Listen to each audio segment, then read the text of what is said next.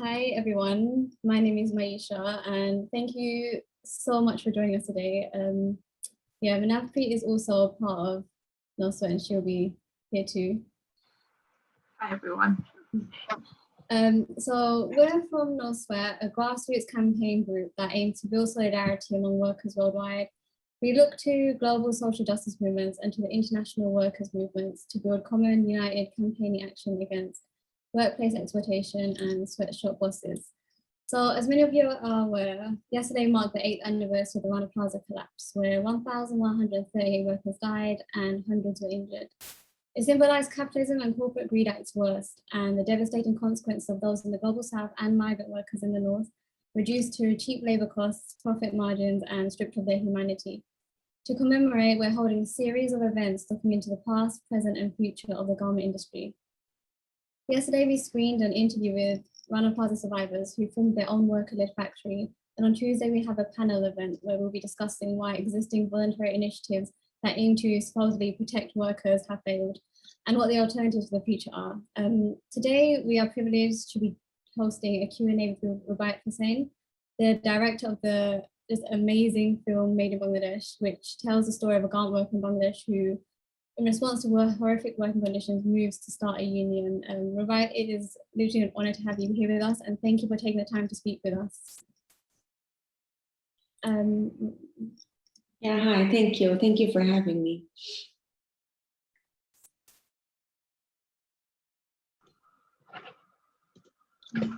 Okay, so to everyone watching who wants to ask any questions, please feel free to get them through to us via the comment section. Let's begin with the inspiration behind the film. The film is based on the real life story of Dalia Akhtar, a garment worker who escaped child marriage and then went on to lead a trade union fighting for workers' rights. Could you tell us more about that and how close Dalia's life is in the script? Well, the research, when I was researching before making the film, part of my research, the final part of my research was to meet actual workers. And I had watched a documentary called Shromik Awaj, Worker's Voice by Shamtoli Haq.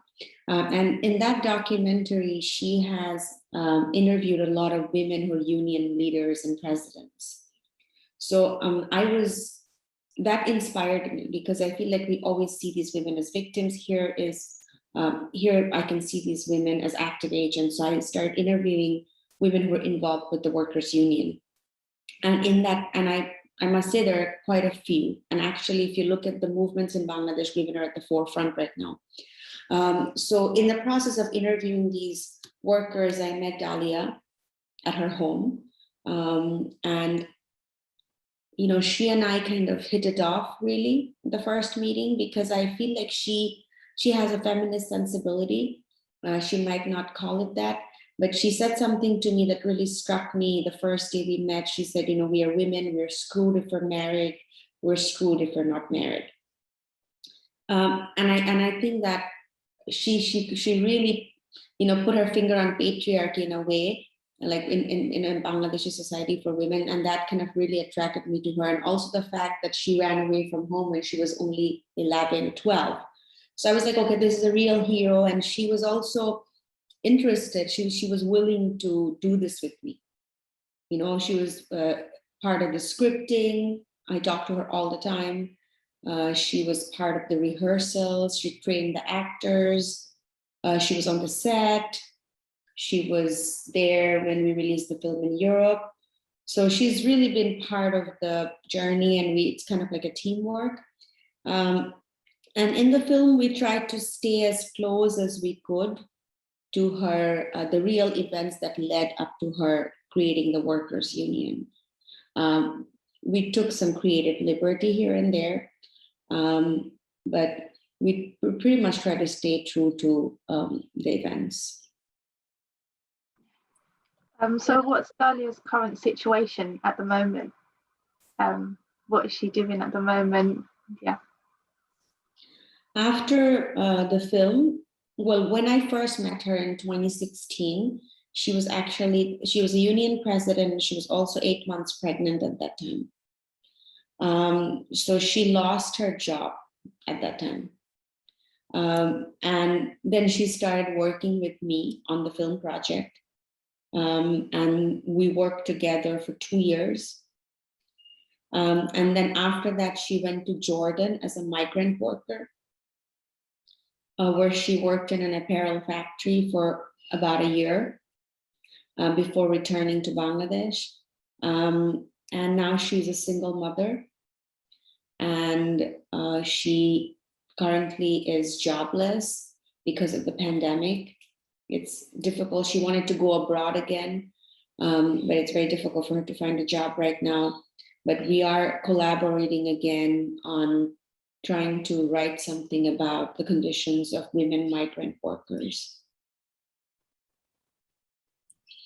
No, that's so strange that you mentioned Workers' Voice, that documentary, because I watched it like I think 2016, and it's very similar to just how the narrative is directed towards worker organizing, and it's very similar to what we were going to ask anyway, because one thing that me and Nav, we both reflected on was how you decided to portray women workers in Bangladesh, because typically in the West here, we see them as helpless, like Bangladeshi women who need to be saved through like Western kind of consumer practices, or throughout us using like being their voice, but that's not the reality. And for us, we really, the way your film kind of just flipped that on its head and was like, listen, these women have been organizing since the beginning, and most of the change that has happened has been because of women organizing, whether it's minimum wage and calls for justice during Rana Plaza and the pandemic. And I feel like you've answered already, but was that counteracting that narrative, was that key to your decision to put this film forward, and did it basically navigate how you directed the film? Well, the thing is, like I said in my research, the first phase of the research was reading materials and watching documentaries about these women, where you really see the narrative victimhood coming forward. Mm-hmm. And I think as a woman growing up in Bangladesh, and I spent a lot of time in Bangladesh, I really see women as fighters. They're really putting up a strong fight, and I do not see them often as victims. So when I actually met these women, these workers, I actually think I was surprised to a degree, because I did not imagine them to be so fierce.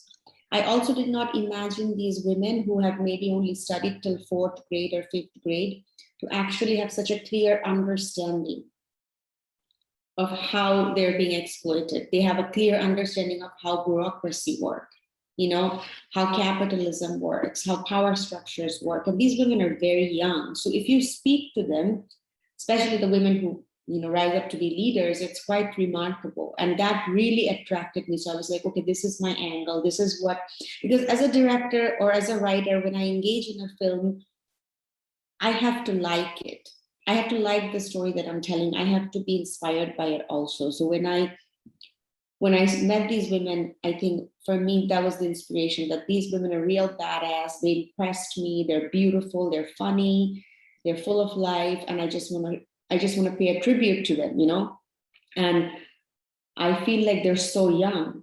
Most of them are in their early 20s. And when I met Dalia, I was like, oh my God, she's 23, 8 months pregnant, a union president, Wow. And, so that's a woman to look up to, really. 100%. So the film opens with a factory fire. Was this based on a specific real life event that Dalia Akhtar was involved in? Or was it a representation of occupational health and safety issues as a common occurrence in the garment industry? The fire, you mean? Yeah. Well, when Dalia Dalia did not have an actual big fire in her factory. But they had that moment of fear when there was a false alarm and everybody was, kind of running down the stairs, and workers injured themselves. And that fear of that accident was very much part of, her life and other workers' life, that when you go to work, you fear that something might happen and you could lose your life. Yeah, and I think when I watched it, the first thing I thought of was Tazreen, and I think it really kind of reminded us of where like just where this anger comes from, the struggle. And it was just, yeah, that was really powerful to begin with that. One thing I wanted to ask, there was a scene when the trade union, it's like it's about 2 minutes or something, but it really struck me when there's the victim's mother of the fire and she's talking to the trade unionists and just, well, she's not talking, she's just sitting there, but they're having this conversation between the two unionists about whether they should be fighting for money or justice. And I want to know, is that kind of a contention within the movement about what we should, like, where we should be directing anger? Should we be forcing compensation from brands, or should we be actively seeking justice from like the factory owners? Is this a contention that exists? Yes, it very much does. I think it's an ideological, because in the film, my focus was a worker. The film was from workers' point of view, but I still wanted to show the other players. Like in a small scene, you see the foreign buyers who are still asking for cheaper price. So even within the activist camp, there are different ideological viewpoints. You know, that can you, like, there's a dialogue that can you put the price, can you put a price tag on quartz, you know, and that's actually something I've heard an actual activist say. And then there are these other more pragmatic ones, or whatever, you know, I don't want to use the term pragmatic in the wrong way, but there are these other ones where it's like, no, this woman like needs some money, you know, if she can get 2 lakh taka, give her 2 lakh taka. But what I wanted to portray in the scene also is the class issue, that here you have these 2 middle-class educated women talking away, and this woman is just sitting there, but what she does is she holds Shimu's hand and she gives the responsibility to Shimu. You know, that's what I kind of wanted to show.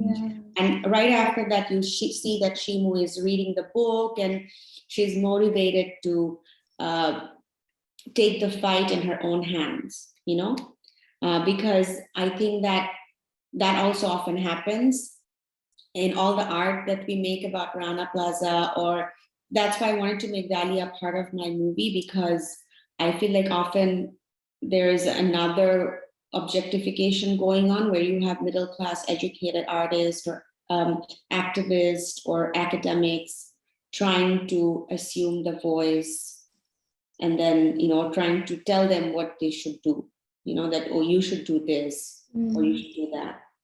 I feel like it even reflects kind of Western activism we have here as well, in terms of what we ask of brands and what we ask of workers, what we kind of dictate what should and shouldn't be. And I feel like a lot of time we need to watch ourselves, and even like from like, I guess, a South Asian Bangladeshi third generation perspective here, people expect me to be able to speak on behalf of workers, and it's like, we should be listening to workers. Like, I am just a brown face, but I'm not the representative of like the worker movement. So I think that's something that we all, I think that's why that scene struck me particularly, because it made me reflect on kind of our roles in this whole situation.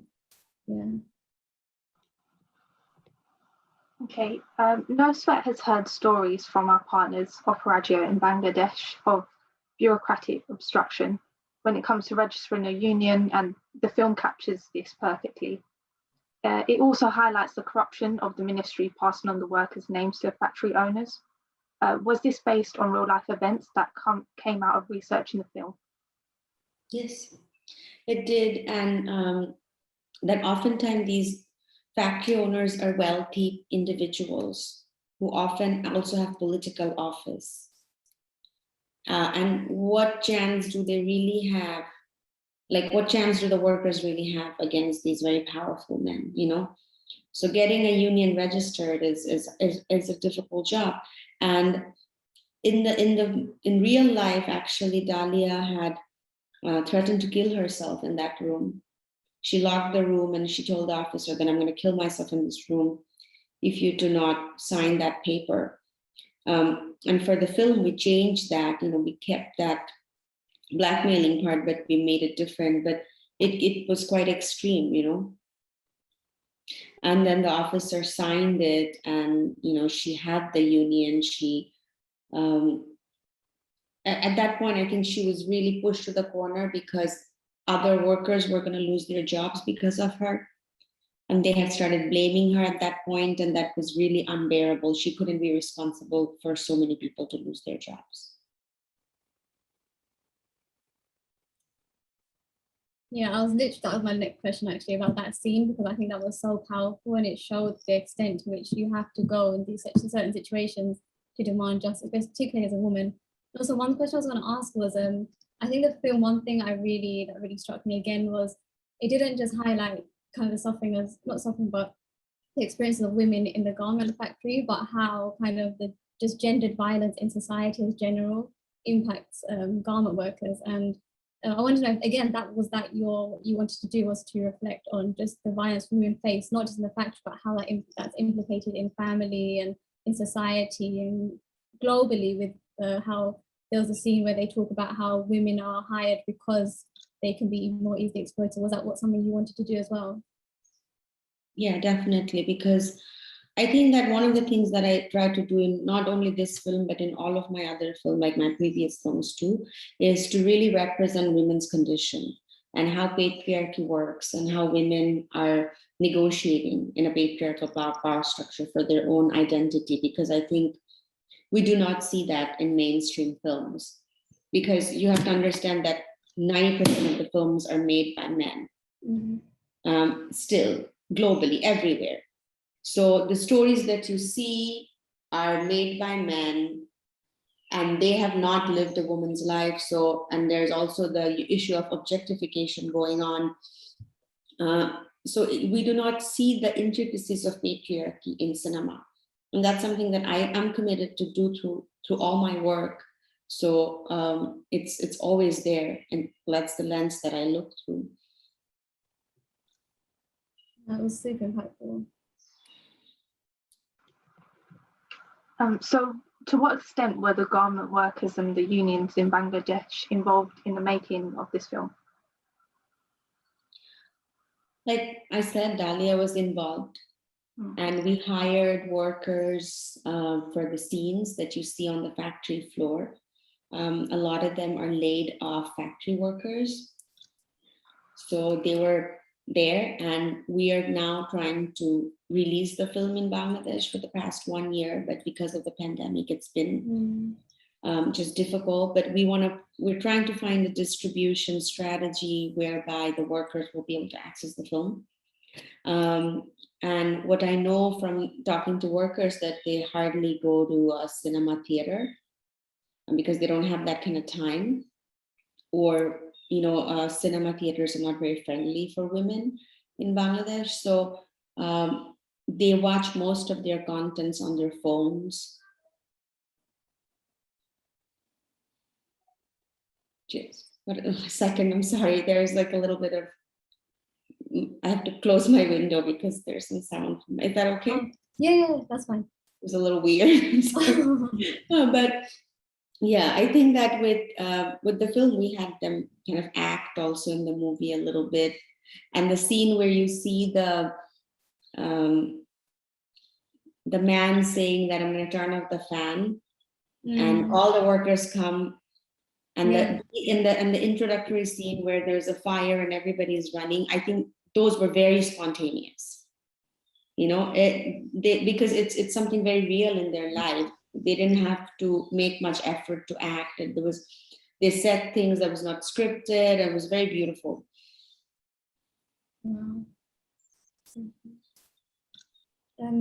Also, I guess in regards to unions, one thing that, I guess in the past 8 years, would you say, how would you say have things improved in terms of women being able to unionize? I mean, I know registration increased post Rana Plaza, but then I think the pandemic kind of put everything in decline when you had union busting and you had women on the streets demanding their wages. What would you say has happened since Rana Plaza with unions and women? Well, one of the things that happened is the safety measures. You hardly see accidents anymore, which is a great thing. You hardly see a factory fire or a building collapse anymore. Workers now have access to clean water. They have access to bathroom. They have cafes. They have a doctor. So their basic human rights have been met, I would like to say.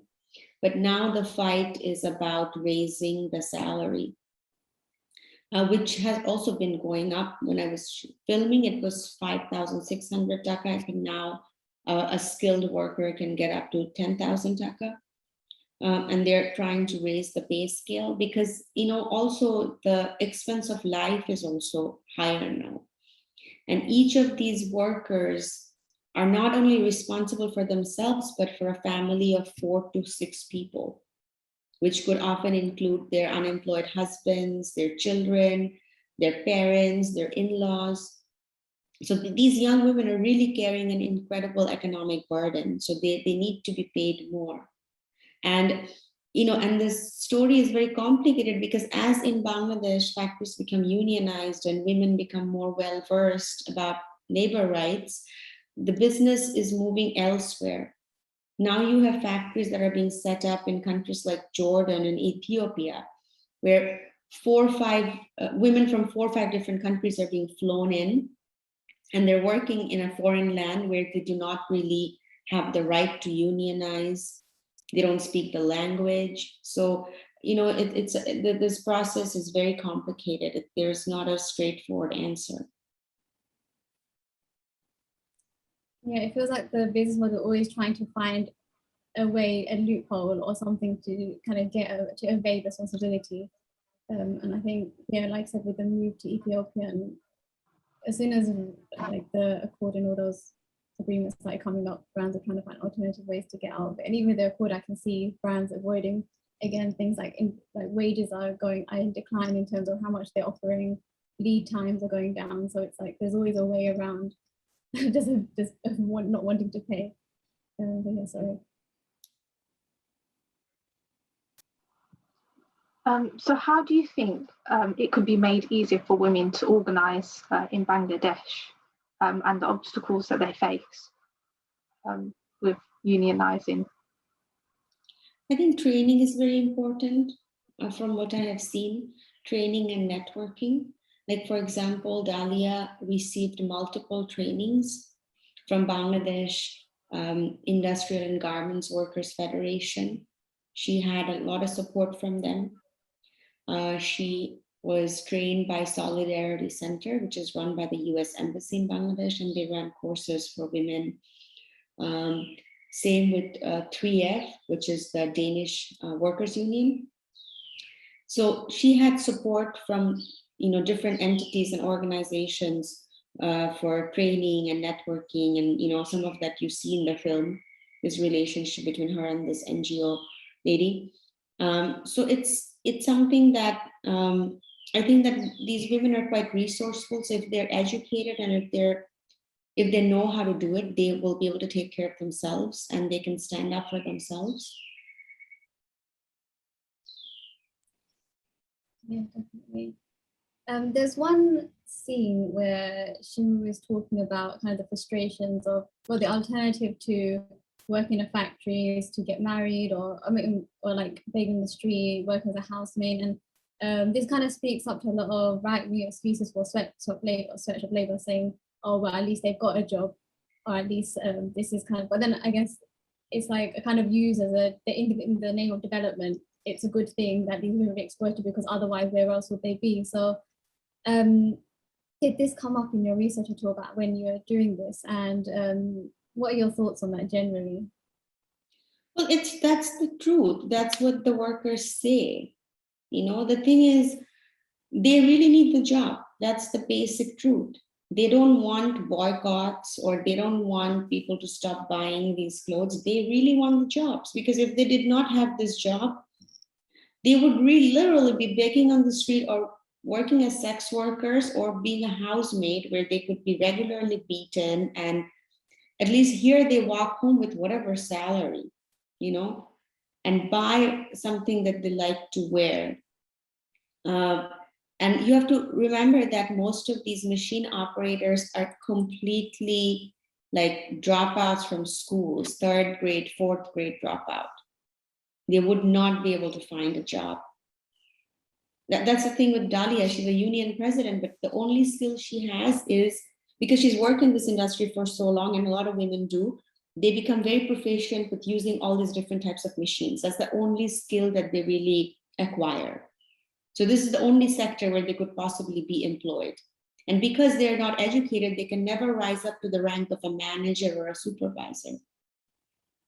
So it's a really tough situation for these women. And I have seen garment workers really being appreciative of the fact that they have jobs, and they don't say that I go to the factory, they say I go to the office. They consider themselves to be working women. But what they really want is better condition, better pay. But they want this job, you know?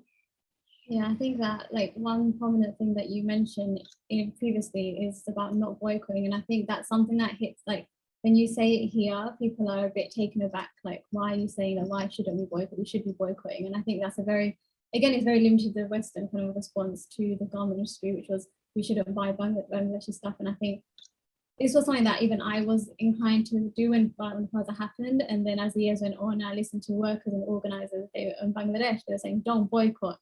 And then now, this is something we're all trying to push. But again, I think it's quite it's a very Western response. Like, let's just cut off. And I think that's why your film like just teaches us to listen to workers, like listen to what they're saying. They're telling you not to boycott. And I think that's like, that was just something that I was really glad you would say in every single kind of speech you did previously. Yeah, because when Dalia and I were together on a panel in Paris, and we had all these other women on the panel who were coming from like these ethical fashion and these kind of, and we kind of got into like an argument there, Yeah. Because I think here you're coming from like a very privileged Western point of view, and you have to remember that these structures of exploitation has been built over the past 40 years. 40 to 50 years. You can't just boycott, and you cannot just close the door on these women, because you have been their consumers for 40 years, and now all of a sudden you become aware and you just shut the door on their face. No, you have to engage with them. You really have to try to understand what is it that the workers do. And I know that there are organizations who do lobbying with existing brands, to publish the names of the factories where they're making their clothes, or how much are you paying your workers. You can make that kind of demands to a brand. But I think boycott is often a very easy solution, because it's like, oh, I don't want to feel bad about it. Yeah, and I can afford to buy a shirt, and I can pay like $20 more and I'll buy that, but I just don't want to feel bad about it, so I'm not gonna, and I think it's not only about clothes, I think it's about this moment in our civilization and how we are so exploitative of the animals and the nature, and it's just everywhere. Yeah, I think a lot of it is about more alleviating guilt than addressing kind of the root issues, because they're harder to like deal with. And we have all these neoliberal sort of individualistic, again, corporations are pushing as well, because they know it allows them to preserve their profits, and people are more focused on individualized actions. So yeah, no, I'm really glad you do that. I think we're going to go to some questions now, but one more question now to ask. So what are your plans for the future in terms of film production? And do you have any ideas of extending this story? Well, like extending the story is trying to make something about migrant workers, because it's a big number of women from Bangladesh are going abroad to work in Middle East as domestic workers, and in countries like Jordan, Mauritius, Ethiopia, as factory workers. So I'm trying to research and talk to women and most of these women are also single mothers. That's very interesting to me as well. So I'm trying to learn more about that. And because I think that one of the things that I realized by making this film, Made in Bangladesh, is women make a tremendous contribution towards Bangladesh's economy. And it totally goes unnoticed, and we do not respect them or pay a tribute to them for their contribution to our economy. So I want to look at the contribution of women labor's economy, like how women's labor impacts Bangladesh economy, and the migrant workers are a big part of that. Okay, so let's go into some of the questions in the comments. Was the union she set up, Dalia, just for one factory? Are there bigger unions that workers can join? Well, in each factory, there could be multiple unions in one factory. You need 30% of the workers. So even a factory could have 3 different unions. And then, like I mentioned, there's Bangladesh Industrial and Garment Workers Federation, which is like the big union, you know. And Dalia was supported by them. She was kind of part of them, but she was the union president at her own factory. So her job was to actually organize in her factory, but she was also attending other meetings and conferences and learning and getting support from the federation. She just says she asked that because if someone like Dalia in the UK, she would be snapped up by a bigger union and employed as an organizer. But if there are not such bigger unions, that might not happen. Yeah, I don't think in Bangladesh the unions have that kind of resources to hire organizers, or, you know, it's not as organized as you would imagine in the UK. Like, for example, I said, when we're releasing the film in Denmark, Dalia and I went to the 3F head office, and she was like, I cannot believe that like a workers union have such a big office, you know. So I think it's very different in Bangladesh. Yeah. Hi there, this is such a great film. We loved it. Thank you for this fascinating talk. How did you source or find the locations used in the film? We mostly shot in actual locations. The factory you see is an abandoned factory space, and we hired, you know, like we got the workers, we rented these machines, and we kind of set it up. And the slum was a real slum, and then we shoot in the streets, and we shoot in an actual government office. So most of the things you see are real locations, and I had like a crew. I had a big crew who helped me. I had a location manager, and we scouted for locations for many months, you know, and then we found our locations. Yeah, no, I think that was really, I mean, that's one thing that I think struck me as well, the use of like the land and Dhaka in particular, because you really feel like you're there. Like, how did that work with the cinematographer? Sorry, this is actually, no, let me go for these questions first because I'm taking up the time. As a consumer who point blank refuses to purchase garments created by the exploitation of people and the environment, what else can I do to support garment workers? I really don't have an answer. Like, you know, you can contact organizations like Human Rights Watch. I think they do a very good job. Like, you know, there are organizers here who work directly with workers. So if you want to donate to the cause of training for workers, or, you know, support the organizations that actually promote. This is what I tell everybody, that because if you want to do something, support and promote women workers' education and training. Because if you give them education, if you give them training, they can take care of themselves. You know, they can help themselves. You know any particular organizations, or are there like key ones that people should look out for? I don't want to mention a particular organization. There are many organizations who are working in. I love the scene where the foreign buyers were inspecting the sweatshop and then asked for a cheaper price. Very disgusting, but so powerful. I would like to know if there is a way to put pressure on global companies to force them to only buy from unionized factories. Sorry, can you say that again? Yeah, sorry. I love the scene where the foreign buyers were inspecting the sweatshop and then asking for a cheaper price. Very disgusting, but so powerful. I would like to know if there is a way to put pressure on global companies to force them to only buy from unionized factories. You know, like I said, organizations like Human Rights Watch, they actually have a list of factories that are unionized. You can try to find out. There are companies who work with factories that are unionized. And, you know, I always say that I'm not an expert about the ready-made garment industry. I'm a film director. I have made films before which have nothing to do with the ready-made garment industry.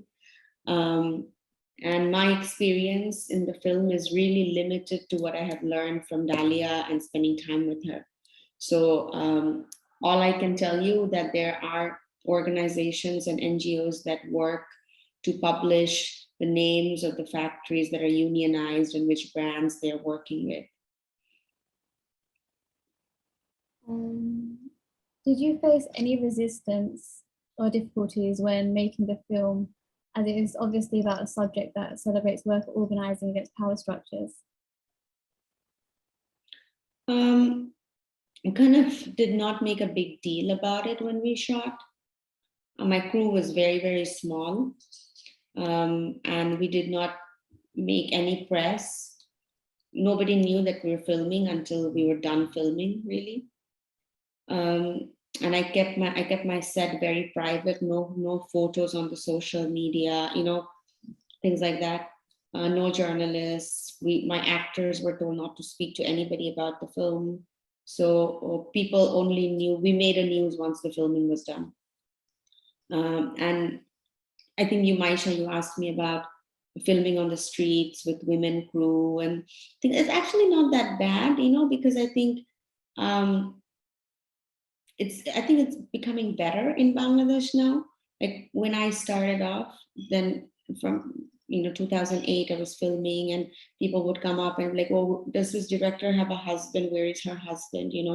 But I think when we're shooting Made in Bangladesh, it was okay. I think people accepted us. And my DP was a woman. She's a French woman, 60 years old. All hair is white. So in Bangladesh, I think people respect older, so everybody like respected Sabine very much. And they were like greeting her the Muslim way in the slum. All these like men with beard would come and greet her. So I think because of Sabine, we had some, but if we're filming around the mosque, we would cover our heads, and we were very respectful also, like when we're shooting in the slum, we really went to every house and told them that, we're filming here, we need your help. And I think that people kind of really overextended themselves, like in the scene that you see, the wedding scene, it's all slum dwellers. They came out to be a part of the film.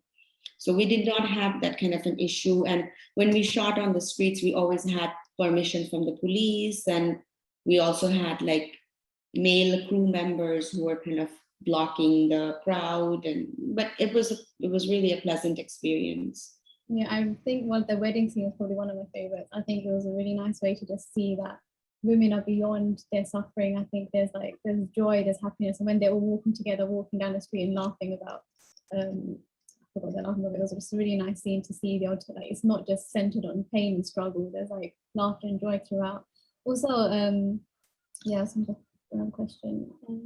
What was the significance of the focus on the advert while Shimu was at Arts House? The ad? Yeah, the ad. The Lux ad. Well, I wanted to show how, there's a scene in the mosque where they're talking about women are dirty and must be covered up, something like that. So that's like an Islamic point of view, or Orthodox Islamic point of view, I should say. And then you have this like capitalist vision of women as like objects coming out of this water, and her body is like without any blemish, and like, this talk in this very sensual voice. So where is the real woman between these two? And Shimu is the real woman, So I think that Orthodox Islamic oppression, trying to put a hijab on a woman, or, trying to make a woman naked because of the pleasure of the male gaze, or selling up soap, is pretty much the same thing for me, like doesn't represent the agency of real women. So I kind of want to juxtapose that.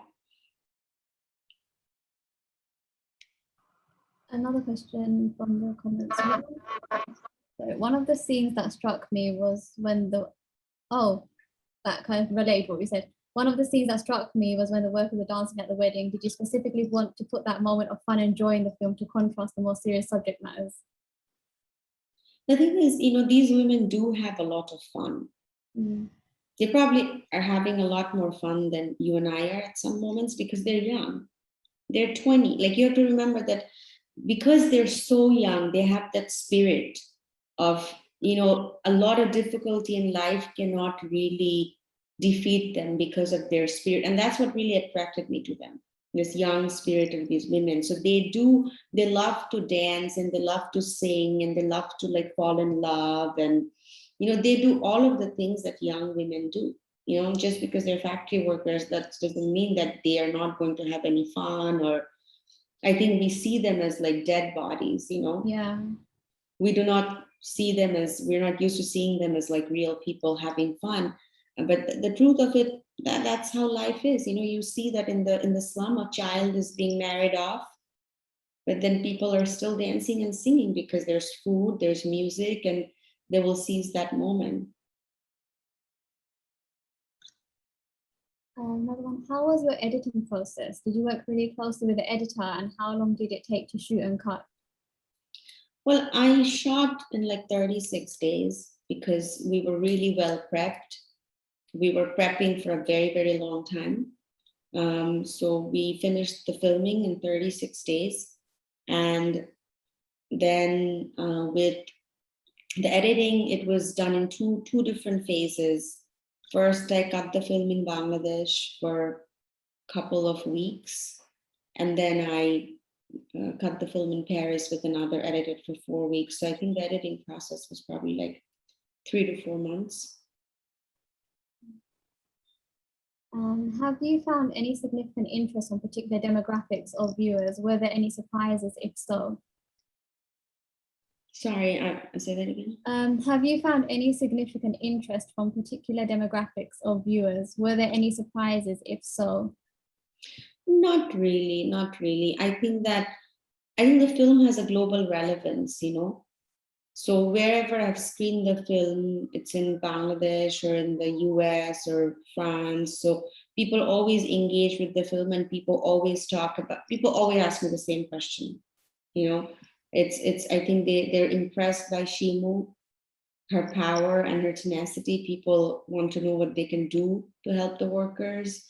The issue of boycott comes up. So it's been pretty, but I have had a lot of, of course, I've had resistance and negative comments from factory owners in Bangladesh, or friends who own factories, trying to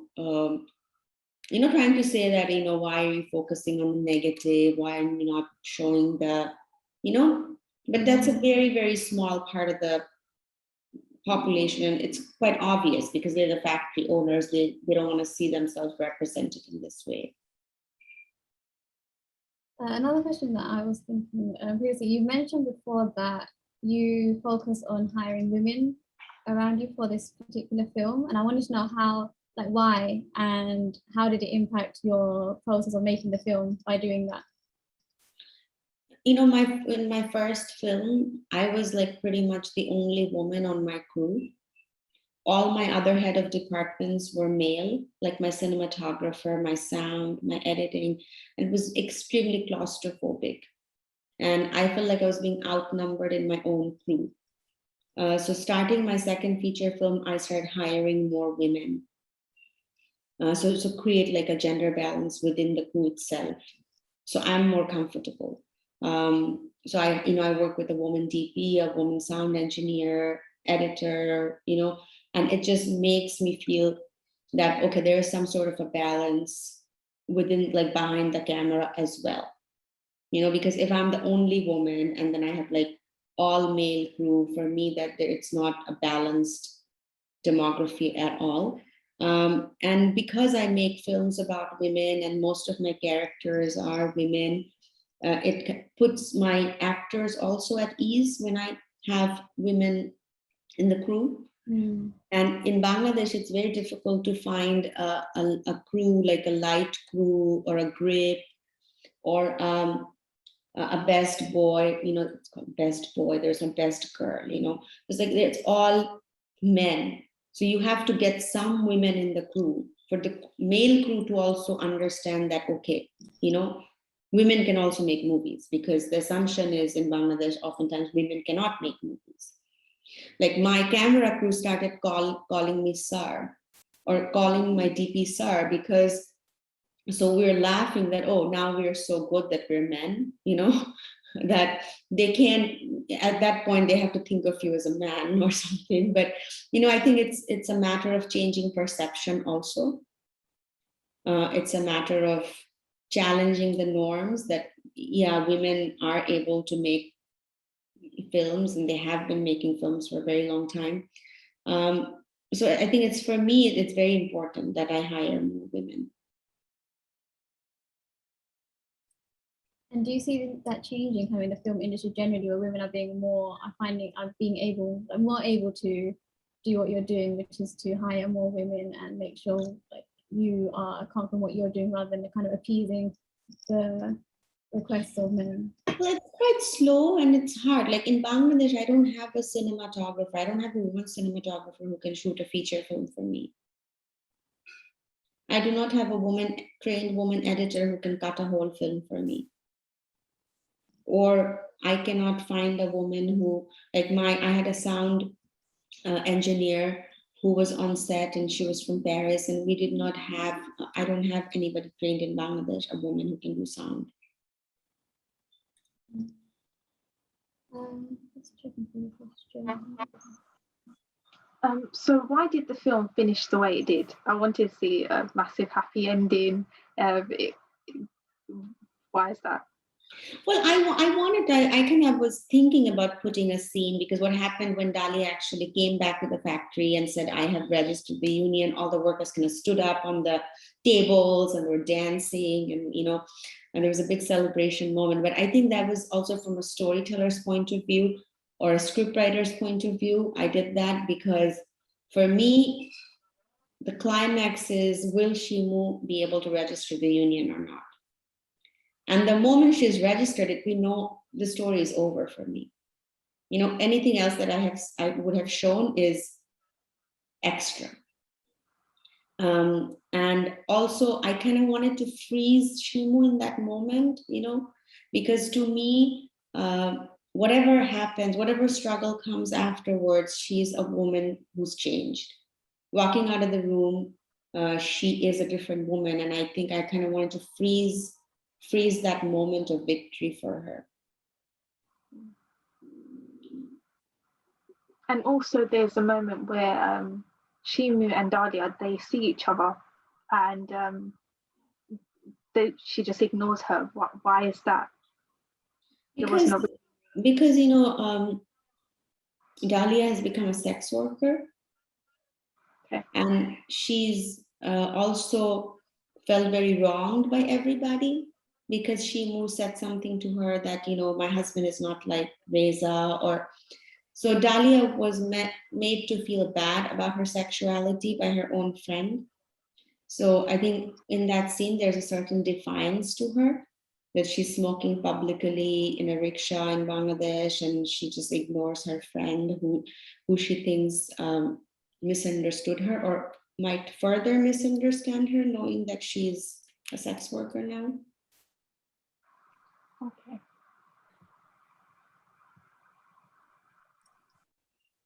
I think another question that arose previously in the week was, again, like kind of resistance that from the Bangladeshi like the community and generally in Bangladesh. How has it been in terms of trying to get the film out there?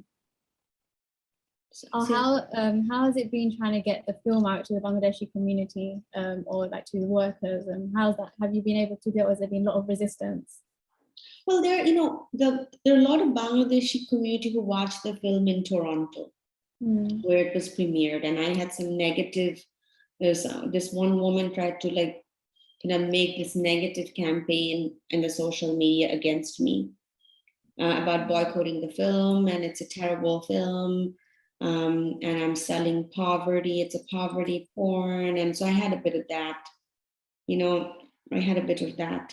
but then I also had a lot of people who really appreciated the film and admired the film, and workers who loved the film, and they can't believe that there's a film about them. And even when Dahlia watched the film for the first time, she said, I had no idea that I did something so heroic.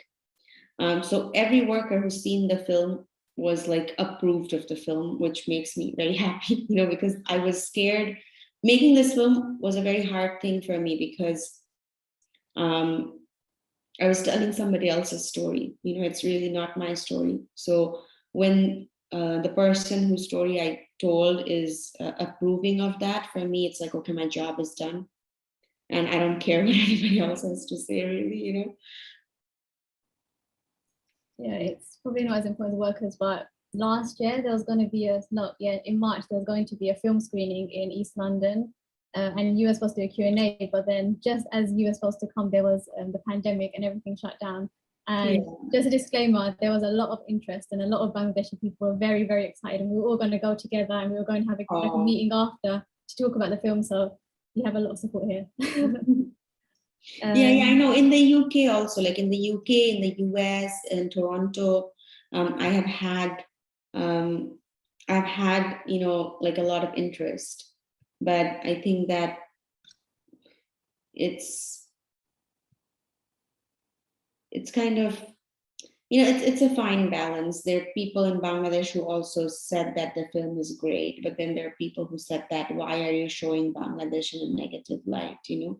But for me, it's not negative. I'm showing Bangladeshi women as amazingly strong and powerful, you know? For me, it's not a negative story at all.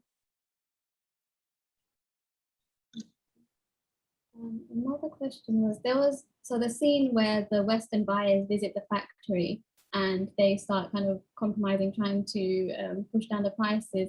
They said that it received only a small part in the film. What was the thinking behind including that scene? That the thing is, you know, I was trying to touch upon, like I said, different parts of the story. Like, you know, there's a lot of different elements to the story, and one of them is how the foreign companies always like to put the blame on the local factory owner. Like, this local factory owner is a monster, this brown man, you know, and he's exploitative, and he's the one. There's no blood on the hands of, you know, the Western factory owners or their buyers or their, you know, middlemen. So I wanted to show that the pressure to produce a lot of clothes in a short amount of time comes from the Western companies. The demand for cheap price and the race to the bottom comes from the Western companies. And it's to meet their demands that the local factory owner caters to their demands, you know, so he's also a victim in a way. Yeah, I don't think that's spoken about enough, kind of the pressure on the factory owners in this kind of whole globalized situation. I think it's large. I mean, I guess that's intentional, right, to put it on the suppliers. But yeah, that's why I was really glad that that scene came up. Sorry, there's another question about the collaboration with like several different people in different countries, like France, Denmark. How did that work, and did it work well? Did you enjoy working with the people from different areas of the world? Yeah, I really did. I always believe that diversity makes people stronger. And I love working with different people from different countries. And this was a co-production, and that worked out because this is a film which is really meant for the global audience. You know, because the film is to for you to feel empathy for this woman who makes your clothes and to feel respect for her. So we wanted to show the film globally, and with this structure, I had like a pretty wide global distribution. And it was really a pleasure working with the French crew, most of whom were women, and also the Danish crew. They were very, very nurturing to the film, and I really enjoyed my collaboration. Yeah, I think we learned on the last comment, which is quite nice. I think most people who don't know Bangladesh would get a positive image of Bangladesh from the film. It shows life. It's not a gloomy news story, which is almost outside the sea, which is definitely what I got from the film as well. Thank you. Okay, well, thank you everyone for your questions, and thank you again, Rubaiyat, for joining us. Like, this was just really insightful, and the film, again, if you haven't watched it, so good. You have to watch it. But yeah, thank you everyone. And yeah, thank you so much for watching the film. And you know, I would, you know, like I said, yesterday was 25th April, and Dalia also says this, and I like to also repeat that the workers who lost their lives in Rana Plaza were really martyrs, because after their lives were lost, everybody took notice. The government, the factory owners, the foreign buyers, and you know, more unions were registered after Rana Plaza than there were ever before, and conditions improved. So I think those workers' lives that they gave, like it started something, you know. Definitely, they paved the way for I guess, global, not just Bangladesh, but I feel like the ripple effect has gone global. I think we're getting more demands for change from other countries, and also Western people are learning more from their struggle, what we should, like the proactive things that we can do beyond boycott and things like that. So I think, yeah, I 100%. Thank you, everyone. Thank you. Thank you so much.